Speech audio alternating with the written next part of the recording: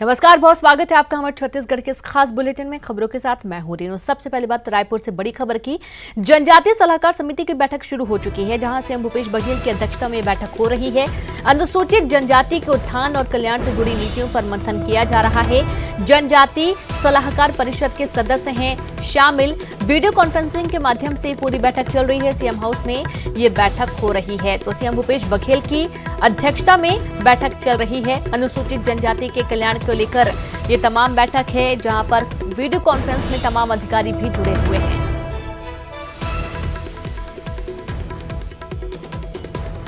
तो रायपुर से बड़ी खबर, सीएम भूपेश बघेल की अध्यक्षता में बैठक चल रही है और ये बैठक अनुसूचित जनजाति के कल्याण से जुड़ी नीतियों पर मंथन हो रहा है इस बैठक में। और साथ ही जनजाति सलाहकार परिषद के सदस्य भी इस दौरान इस बैठक में शामिल हैं। वीडियो कॉन्फ्रेंस के माध्यम से सीएम भूपेश बघेल की अध्यक्षता में बैठक अभी चल रही है। बड़ी खबर है रायपुर से, तो सीएम हाउस में बैठक चल रही है, जहां से तमाम जगहों से जनजाति कल्याण के जो सदस्य हैं वो भी जुड़े हुए हैं और ये बैठक में मंथन किया जा रहा है। अनुसूचित जनजाति के कल्याण से जुड़ी नीतियों को लेकर मंथन हो रहा है। और संवाददाता सुरेंद्र जुड़ गए हैं। सुरेंद्र, बैठक शुरू हो चुकी है, क्या कितनी खास रहेगी ये बैठक? देखिए रेणु, ये बैठक इस लहजे से भी खास है क्योंकि जिस तरह जनजातीय परिषद की बैठक है वो इसमें जनजातीय जो संबंधित मामले होते हैं उनको लेकर बैठक ये हो रही है। और किस तरह की जो दिक्कतें हैं, अगर जो दिक्कतें आती हैं, क्योंकि परिषद में ही निर्णय किया जाता है कि क्या दिक्कत आ रही है, तो मुख्यमंत्री क्योंकि वीडियो कॉन्फ्रेंसिंग के माध्यम से बैठक ले रहे हैं और इसमें जो इसके सदस्य हैं तो उसमें कई ऐसे विधायक भी हैं, वो सदस्य हैं, तो वो सदस्य अपनी क्षेत्र की और जो एसटी और एससी वर्ग की जो समस्याएं होती हैं उसको लेकर इसमें बातों को बताएंगे कि किस तरह समस्याएं आ रही हैं, क्या उनको जो जमीन के पट्टे दिए जाने थे, खासकर जो अनुसूचित जाति वर्ग के लोग हैं तो उनको किस तरह की दिक्कतें आ रही हैं, कितने पट्टे दिए जा चुके हैं और क्या व्यवस्थाएं हैं, और जिस तरह से क्योंकि जो गोधन न्याय योजना है तो उस क्षेत्र में किस तरह का रिस्पांस मिल रहा है सरकार को, तो इस तरह से तमाम उन चीजों को लेकर बातचीत इसमें होगी। और इसके अलावा जो क्योंकि परिषद है तो परिषद में जो निर्णय मुख्यमंत्री जो लेंगे तो इसमें जो सदस्य हैं तो निर्णय अगर कोई किसी प्रकार का बड़ा निर्णय होता है तो उसको भी इसमें जो अंतिम मोहर इस बैठक में लगाई जा सकती है। जी बिल्कुल, बहुत बहुत शुक्रिया आपका सुरेंद्र तमाम जानकारी के लिए। तो अंतिम बैठक में मुहर भी लगाई जा सकती है और ये बहुत ही अहम है, हर तरीके से देखा जाएगा, जहां पर जनजाति कल्याण को लेकर तमाम जो नीतिगत मुद्दे हैं उनको लेकर मंथन किया जा रहा है।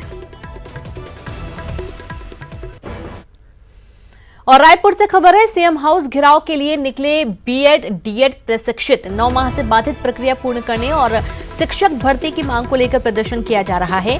आपको बता दें कि ये प्रदर्शन लगातार पहले भी होता रहा है और एक बार फिर से अब जो अभ्यर्थी हैं वो सड़कों पर उतरे। अभ्यर्थी आज राजधानी में जुटे, अपनी मांगों को लेकर सीएम हाउस घेराव करने के लिए निकले हैं। स्मार्ट सिटी दफ्तर के सामने पुलिस ने उन्हें रोक दिया है।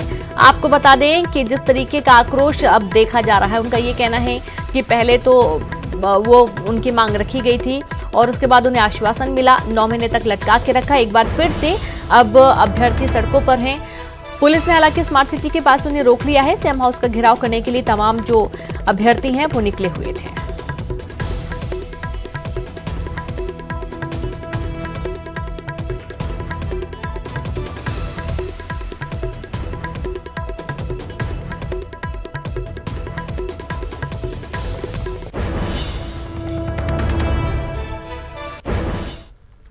नेता प्रतिपक्ष धर्मलाल कौशिक ने सरकार पर बड़ा हमला बोला है। धर्मलाल कौशिक ने कहा कि कांग्रेस सरकार युवाओं को लटकाने और भटकाने का काम कर रही है। 20 महीने की सरकार ने युवाओं के लिए कुछ नहीं किया। शिक्षक बनने युवाओं के लिए भर्ती नहीं करना युवाओं के लिए अन्याय है। सरकार तत्काल उनकी नियुक्तियां जारी करे। ये सरासर युवाओं के साथ में अन्याय है। अवधि बढ़ाने के बजाय उस अवधि के अंदर में यदि नियुक्ति दी जाती तो आज सब अपने नौकरी करने के लिए जाते हैं। जिस प्रकार से कोरोना का संकट काल चल रहा है और लोगों को एक एक पैसे के लिए मोहताज है, जिनकी नियुक्ति हो गई अब तो शिक्षक बन गए हैं, केवल सरकार के नाकामी के कारण में, इस सरकार के हठधर्मिता के कारण में आज अपने वेतन से वंचित है। सरकार इस पर तत्काल आदेश जारी करे। और ज्यादा जानकारी के साथ संवाददाता देवव्रत भगत जुड़ गए हैं। देवव्रत, ये बहुत ही अहम है जिस तरीके से नियुक्तियों को लेकर पहले से भी हालांकि आवाज उठती आई है, एक बार फिर से वैसी ही मांगे फिर से उठने लगी हैं।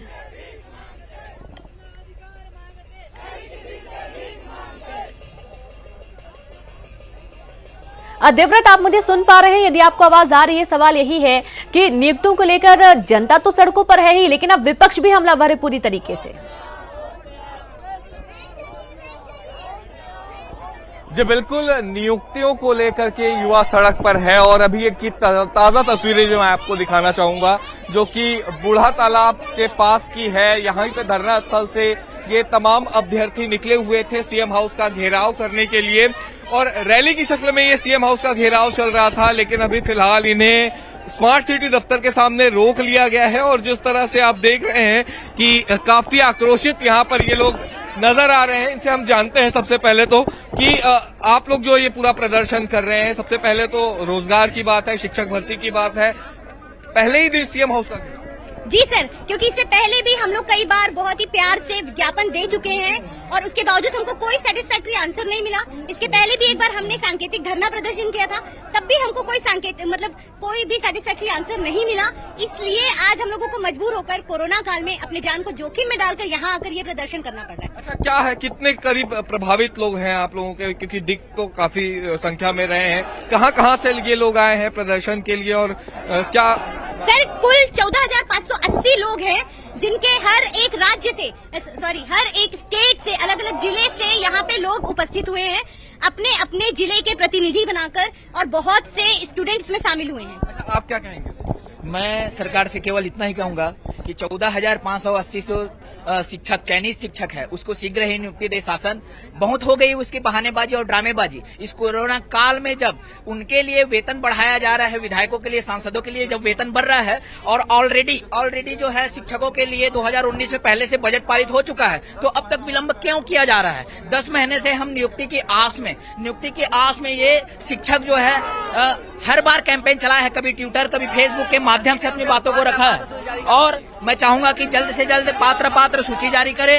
2700 पदों पर जो नियुक्ति वेरिफिकेशन की जो प्रक्रिया अटकी हुई है उसको शासन पूरा करे और शीघ्र ही नियुक्ति दे सरकार। मैं चाहूंगा अभी तो कब तक ये पूरा आंदोलन आप लोगों का जारी रहेगा, क्योंकि आज आपने पहले दिन सीएम हाउस का घेराव? वैसे आज शुरुआत का दिन तो हमारा सीएम का घेराव करने का था। अगर सीएम तक हमारी आवाज आज के दिन में नहीं पहुंची तो कल के दिन में हम बूढ़ा तालाब के समक्ष पूरे के पूरे 14,580 परिवार जो है भूख हड़ताल पर जाने के लिए तैयार है। बिल्कुल, आप देख सकते हैं कि किस तरह से ये पूरा प्रदर्शन चल रहा है और प्रदर्शन के दौरान फिलहाल पुलिस ने इन्हें रोक लिया है, बैरियर यहाँ पर लगाया गया है और बड़ी तादाद में यहाँ पर पुलिस फोर्स भी तैनात रही बिल्कुल देवव्रत, हम देख पा रहे हैं तस्वीरें, पुलिस बल भी तैनात है। और एक चीज और है, थाली भी बजाई जा रही ताकि अपनी परेशानियों से अवगत कराया जा सके। संवाददाता सुरेंद्र सिंह भी जुड़ गए हैं। सुरेंद्र, 14,000 से ज्यादा लोग यहाँ पर मौजूद हैं और उनका ये कहना है कि पिछले 10 महीने से इंतजार कर रहे हैं, ये ड्रामेबाजी अब खत्म करनी होगी सरकार को, अब उनको नियुक्ति चाहिए। कोरोना काल है, मामले बढ़ रहे हैं, भीड़ इकट्ठा हो रही है, आश्वासन जो मिला था वो पूरा नहीं हुआ और अभी भी जनता का यही कहना है कि सेटिस्फेक्शन उनको नहीं हो रहा, उनका कोई जवाब नहीं मिल रहा है उनको। देखिए रेणु, आश्वासन तो मिलता है, कई बार इनको मिला भी आश्वासन मिलने के बावजूद भी जो है इनकी भर्तियां नहीं हो पा रही हैं और 9 महीने से अधिक हो गया है इनको ट्रेनिंग किए हुए, उसके बावजूद भी इनको सरकार भर्ती नहीं कर पा रही है। और जिस तरह से अब इनको कोरोना काल में, जबकि हॉट स्पॉट है राजधानी रायपुर में, 700 से अधिक कल संक्रमित यहाँ मिले थे, बावजूद उसके यहाँ पर इनको धरना स्थल बैठना पड़ रहा है, मजबूरी है। प्रदेश के अलग अलग जिलों से यहाँ पर पहुंचे हुए लोग हैं और जिस तरह से धक्का मुक्की पुलिस ने की है, आप देख सकते हैं कि जिस तरह से विजुअल्स में दिखाया जा रहा है, दिख रहा है कि जिस तरह से पुलिस धक्का मुक्की कर रही है, कोरोना का काल है और जिस तरह से लोग अपनी जान हथेली में रखकर और ये कोरोना काल में जो धरना स्थल बैठे हुए हैं, सीएम हाउस घेराव करने के लिए जा रहे थे, हालांकि इनको रोक लिया गया है। और ये बड़ी एक विडंबना है और जिस तरह प्रदेश में 25 लाख से भी अधिक बेरोजगार हैं, बेरोजगार को रोजगार मिले इस ओर जो है सरकार को सोचना चाहिए, लेकिन 25 लाख बेरोजगार हैं छत्तीसगढ़ में और जिस तरह जो लोग ट्रेनिंग कर चुके हैं अगर उनको अभी तक नियुक्ति नहीं मिल पा रही है, तो इस तरह से जो है प्रदर्शन करना, सड़क पर उतरना, हालांकि कोई भी नहीं चाहता है कि अपनी जान हथेली पर रखे, लेकिन कहीं ना कहीं ये जो उनका जो मनोबल था वो कहीं ना कहीं कमजोर हो रहा था और उनको मजबूरन जो है सड़क पर उतरना पड़ रहा है, धरना प्रदर्शन करना पड़ रहा है, धक्का मुक्की हो रही है उनके साथ में। तो सरकार को इसमें संज्ञान लेना होगा। हालांकि जिस तरह से विपक्ष ने इस मुद्दे को सीधे हाथ पे ले लिया है, सीधे हाथ लिया है और सीधे सरकार को घेरा है कि 20 महीने की सरकार हो गई है, बावजूद उसके अभी तक जो प्रशिक्षित हो चुके हैं, जो टीचर्स हैं, जो बेरोजगार हैं, उनको ना तो भत्ता दिया जा रहा है, ना उनको रोजगार दिया जा रहा है। इस तरह जो है विपक्ष भी आक्रमण बिल्कुल देवव्रत, आप भी नजर बना के रखें। शुक्रिया आप दोनों का ही, आगे भी आपसे जानकारी लेते रहेंगे। रायपुर में पालक संघ के बैनर तले अभिभावकों ने शैलेंद्र नगर स्थित होली क्रॉस स्कूल में जमकर हंगामा किया। अभिभावक स्कूल पर फीस के लिए दबाव बनाने और धमकी देने का आरोप लगा रहे हैं। पालक संघ का कहना है कि ऑनलाइन पढ़ाई के बहाने स्कूल पूरी फीस वसूलने के लिए दबाव बना रहा है। पालक संघ का कहना है कि फीस के लिए जब तक सरकार की तरफ से अधिसूचना जारी नहीं होगी तब तक वहां फीस नहीं देंगे और स्कूलों की मनमानी अगर ऐसे ही जारी रही तो प्रदेश भर से पालक राजधानी रायपुर में धरना देंगे।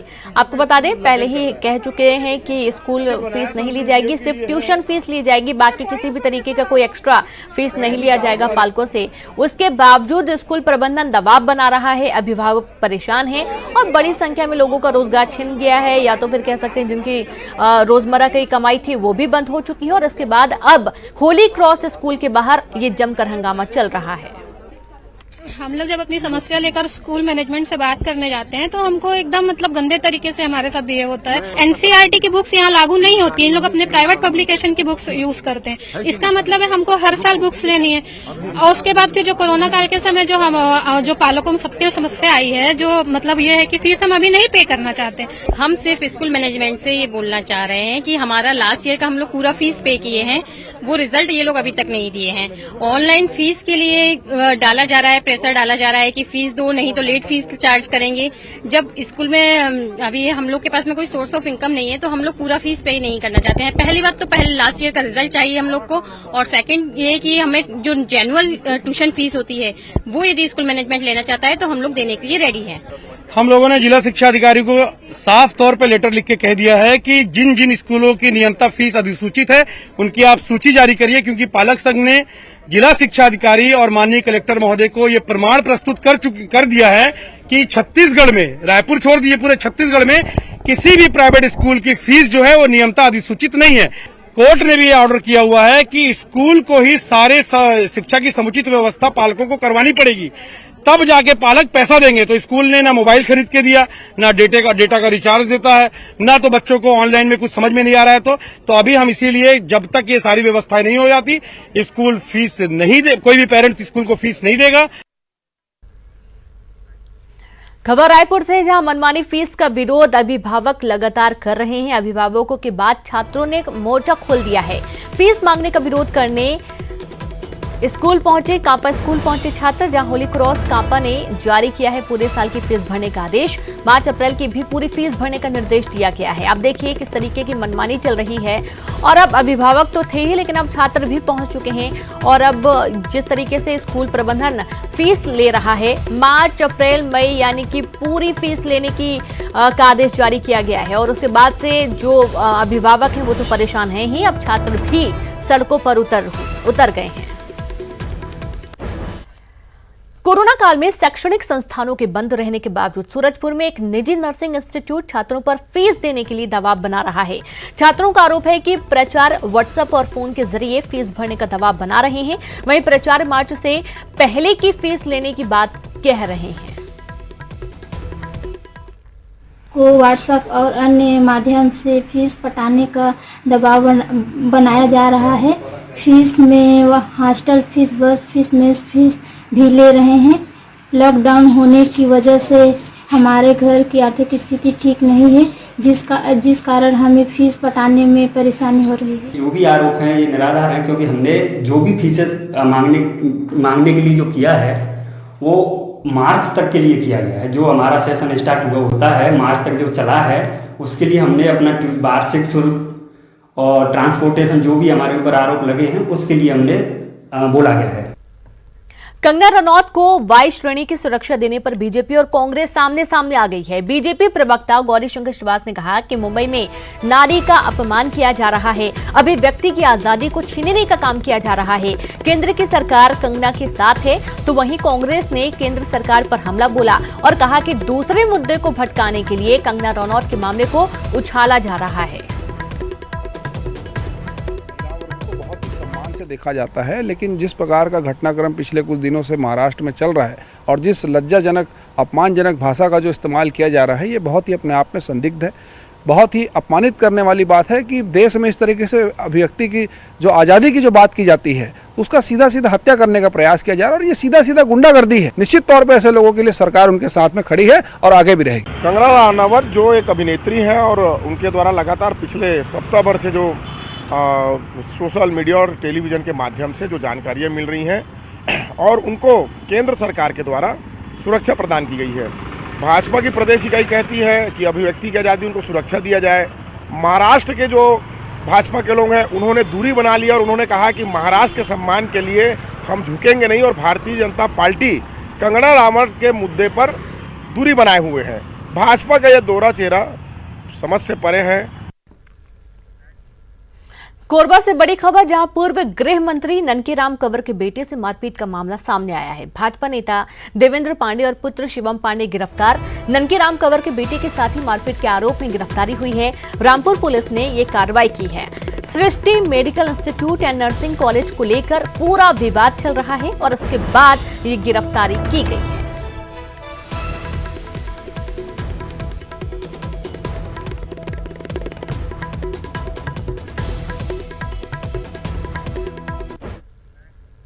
और वक्त एक छोटे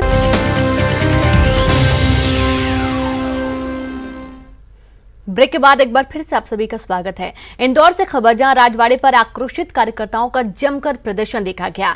शिवसेना नेता रमेश साहू की हत्या से आक्रोशित हुए कार्यकर्ता आरोपियों की गिरफ्तारी नहीं होने से काफी नाराज। शिवसेना कार्यकर्ताओं ने सरकार के खिलाफ प्रदर्शन किया। पुलिस और कार्यकर्ताओं के बीच हल्की झड़प भी इस दौरान देखने को मिली है। तस्वीरें देखिए, जहां पर झड़प हुई पुलिस के साथ भी। शिवसेना नेता रमेश साहू की हत्या का मामला है, जहां पर आरोपियों की गिरफ्तारी नहीं होने से काफी नाराज हैं कार्यकर्ता। तो वहीं शिवसेना कार्यकर्ताओं ने सरकार के खिलाफ प्रदर्शन किया है, गिरफ्तारी की मांग की गई है। पुलिस और कार्यकर्ताओं के बीच काफी झड़प भी इस दौरान देखने को मिली है।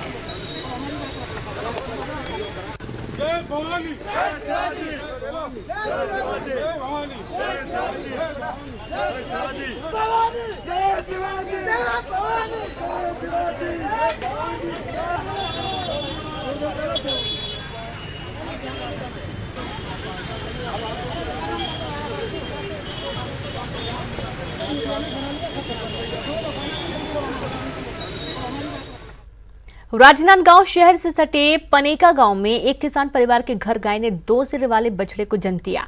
बछड़े के जन्म होते ही परिवार के लोगों ने जहां अद्भुत बछड़े को देखकर आश्चर्य व्यक्त किया, इधर अद्भुत बछड़े के जन्म को लेकर गांव में खबर फैलते ही आसपास के लोग किसान के घर जन्मे बछड़े को देखने पहुंचे।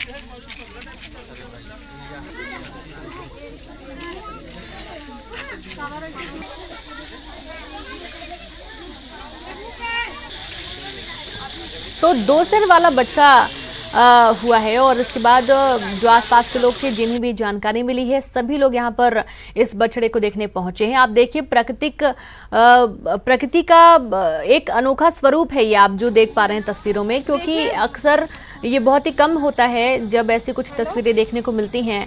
हकीकत में जिसने भी इस बछड़े को देखा है वाकई में दंग रह गया, क्योंकि कई बार हम खबरें भी सुनते हैं, तस्वीरें भी देखते हैं, लेकिन ऐसा लगता है मानो कि वो एडिटेड तस्वीर हो। लेकिन ये जो तस्वीर आप इस वक्त न्यूज़ 18 की स्क्रीन पर देख रहे हैं, ये बिल्कुल हकीकत है।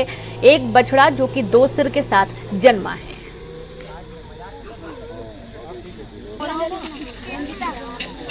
खुशी महसूस हो रही है कि हमारे यहाँ पहली बार ऐसा हुआ है और पूरे गांव के लोग देखने आए हैं हमारे यहाँ, और किसी को हम लोग मना नहीं कर सक रहे हैं।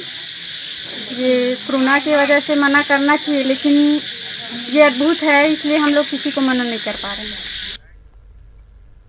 और इसी के साथ इस बुलेटिन में इतना ही। नमस्कार।